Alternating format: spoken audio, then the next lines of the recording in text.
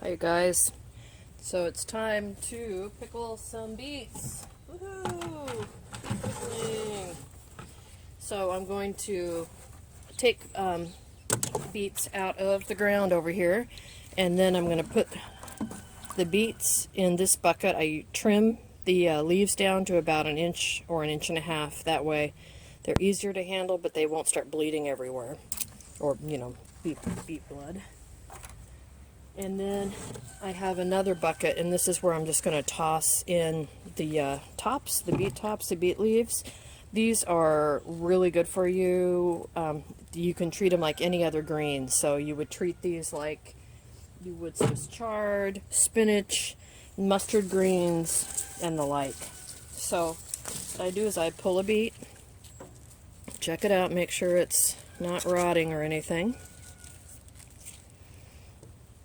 I look at the leaves. This one I don't, let me show you slower. This one has an area in it that's not great, but there's more that's good than bad. So what I'm going to do is I'm going to cut off at the inch and a half point and put that beet, I just put it right directly into the bucket of water. And then I'll look at these leaves, and I like them for the most part, so I'm putting those in the bucket that's just got the water. So I'm separating the leaves from the beets. And I shall do that for this whole bunch of coconuts of beets here, because I want to pickle them today. So again, I pull a beet, look it over, looks pretty good to me. I'm going to just cut it like this over the water, so you're going to hear it fall.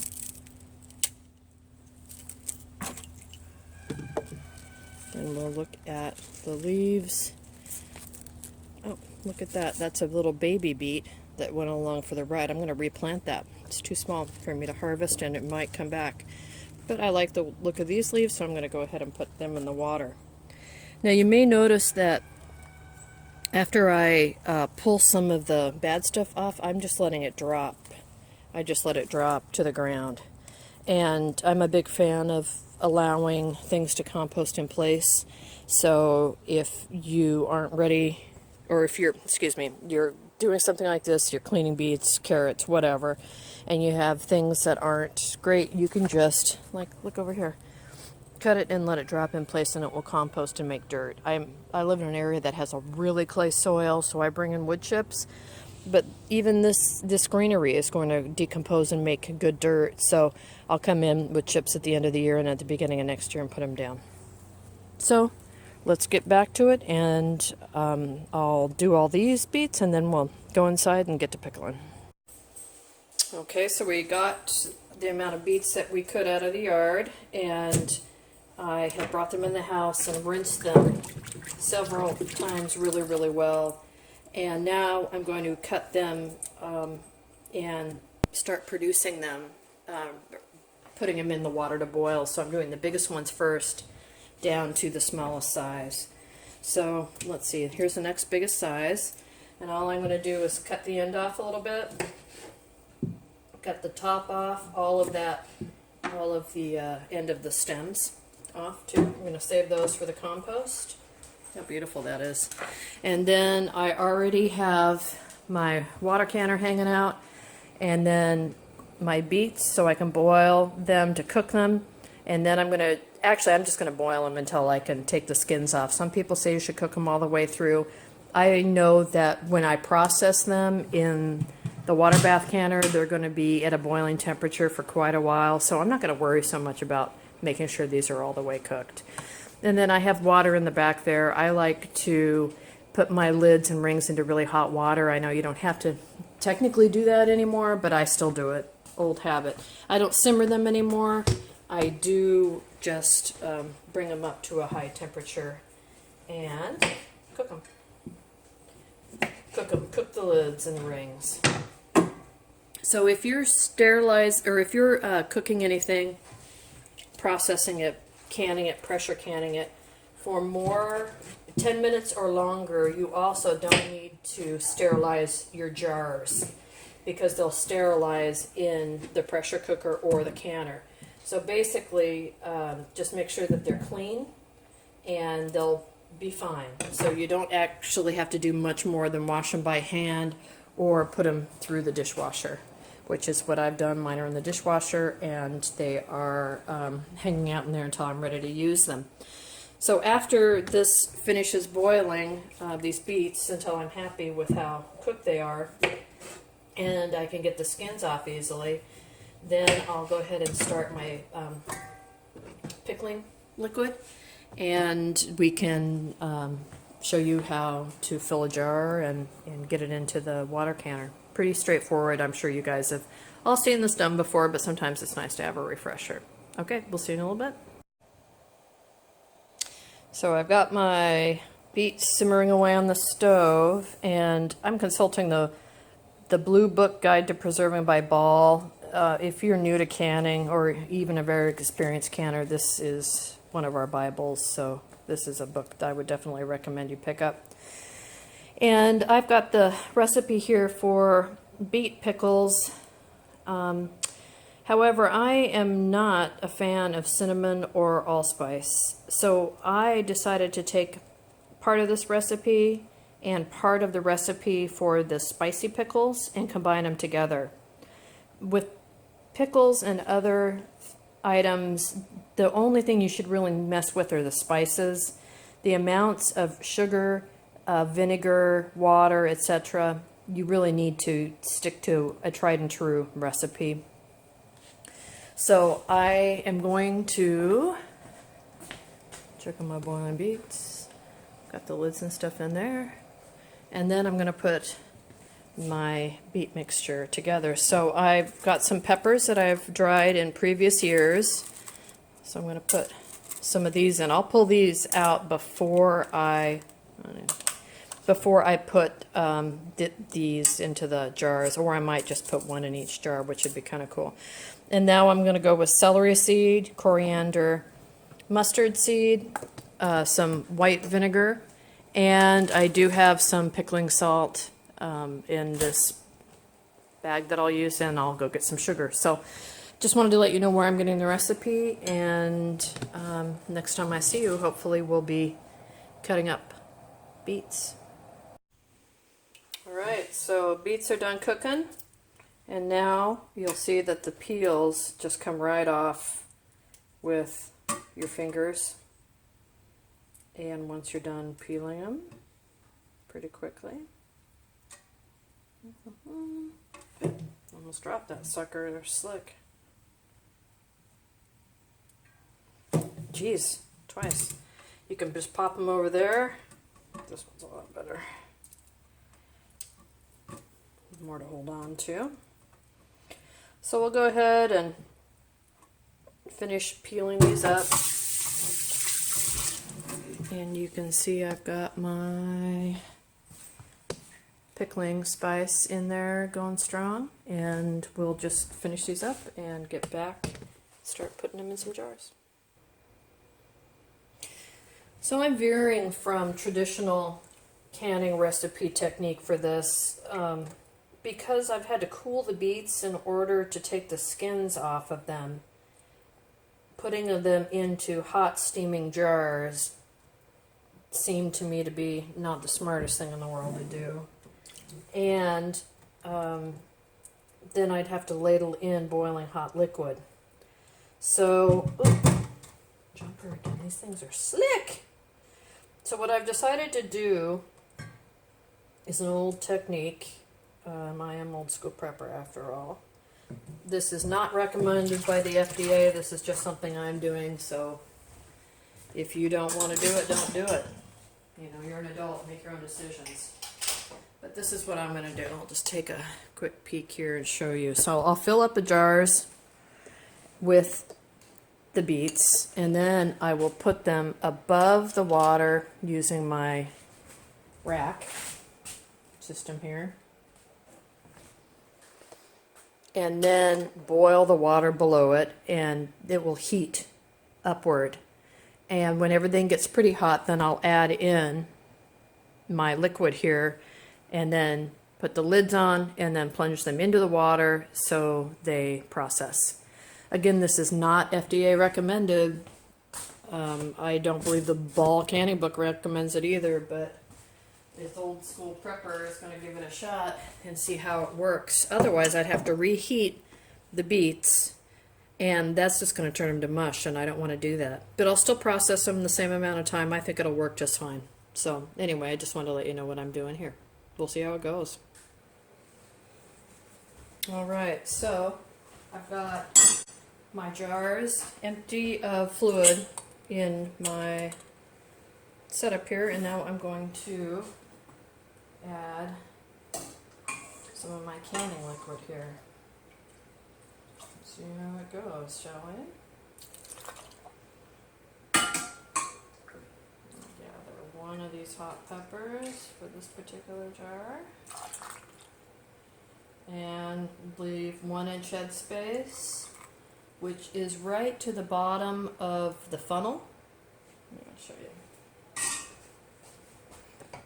So right to the bottom of the funnel, it leaves 1 inch head space, or you can look at right here, and that leaves that first screw thing, lip, leaves 1 inch head space. So that's what you're going to want to do for these. So I'm going to go ahead and move my handy dandy funnel. Now funnels like this are awesome because they will work for a wide mouth jar or a regular mouth jar. These are regular mouth jars, and they work perfectly. Do that. Get my pepper in there. So I'll move around and fill up the rest of these then.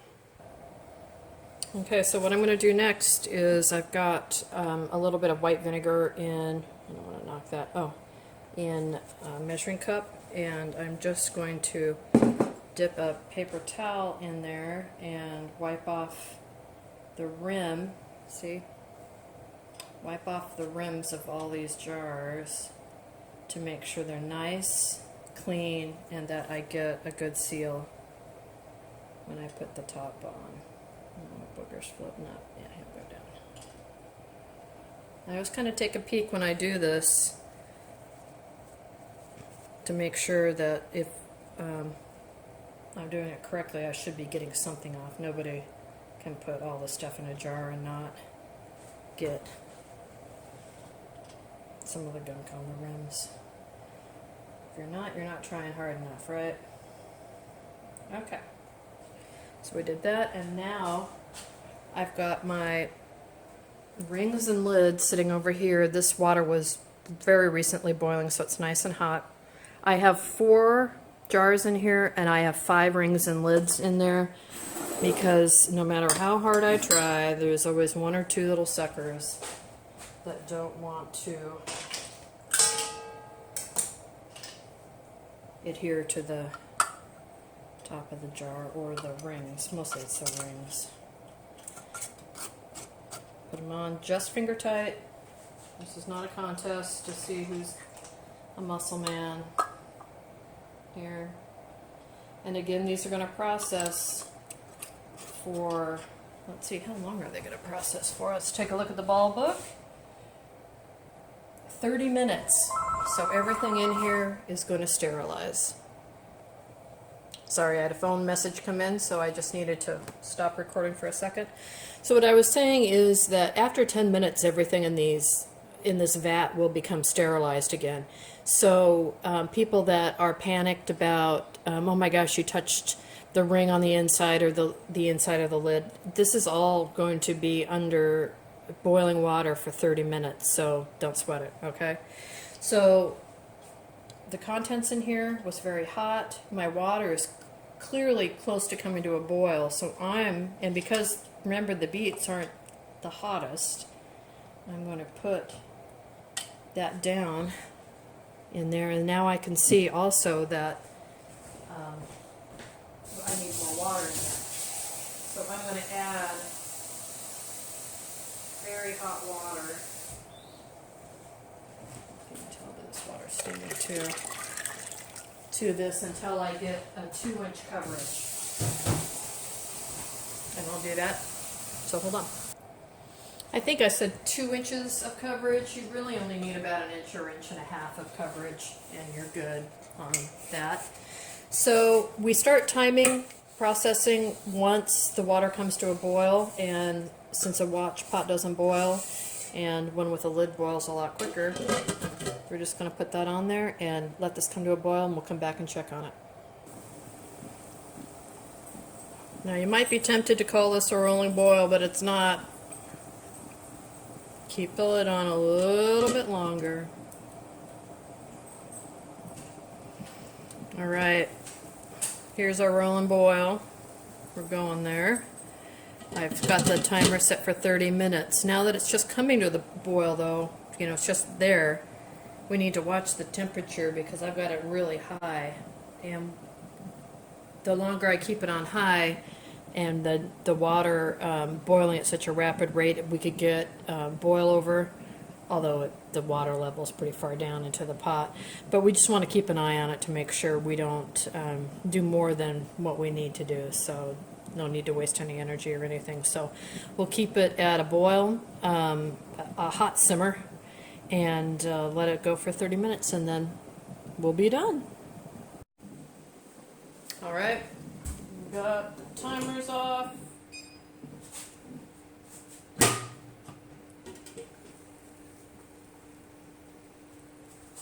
Boost on processing. Now you could lift up the handle and put that rack up here again, but I've got one of these handy dandy lid getters or jar getters. You hold the top or the piece with the hard plastic. This rolls around, rolls back and forth, and this is the gripper area for the jar. Sometimes people put these upside down and this will roll and you'll lose a jar. So you hold it like this. This one is quite old. It was my grandmother's. So it's been around a time or two. So anyway, you just go, let's see if we can get closer. Go into the jar where the jars are, grasp firmly below the screws. I do a little tilt because there's water on top, and then I put the jar down on a towel. Do that again. And you can see where I'm grabbing it. It's below the lip.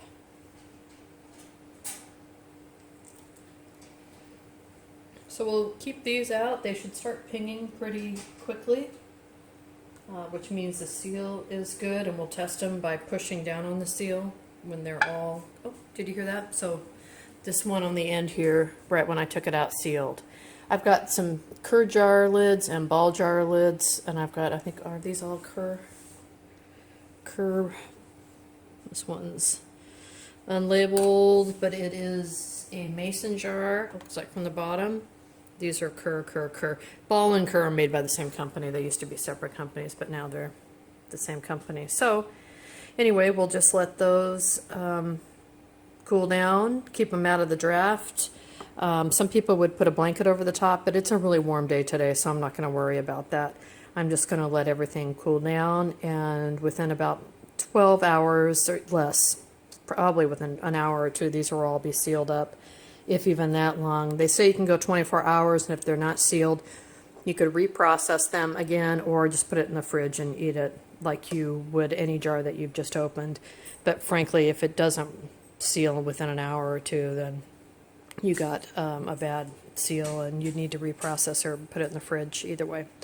All right, so that's how you do it. Let me know if you have any questions. I know this was a pretty quick video with just a few jars, but that's basically how you water bath just about anything. So let me know again if you have any questions. Thanks. Bye. All right, I just wanted to show you guys. You can see that the water is still steaming from the pot we took these out of, but they're all set up. 1, 2, 3, 4. So I'm going to let them completely cool down, and then we'll take the rings off. Actually, they loosen so much up during the processing, but yep, they're all fully sealed. Water's still going. It's only been, 10 minutes since I pulled them out. We heard this one ping together, and then as soon as I stopped filming, then they just kind of all went. So anyway, there you go. Said and done. All right, later.